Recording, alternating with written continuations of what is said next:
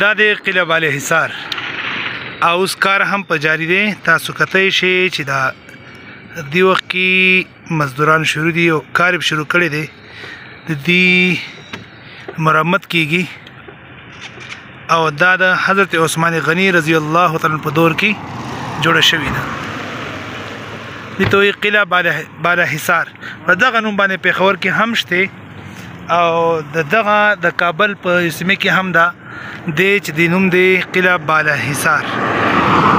دا ډېره غټه اغزنه دی داسې او دا یو طرف له دیوال دی صرف.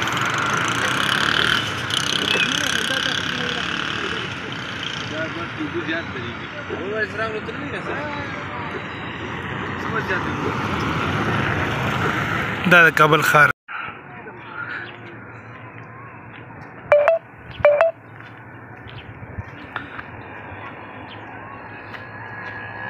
قلعه بالا حصار کابل.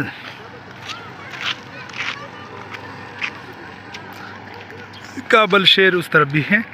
یہ قلعه بالا حصار ہے اور یہ سے ملحقہ پہاڑی علاقہ ہے جو لوگوں نے پہاڑی پر گھر بنائے، مکانات بنائے.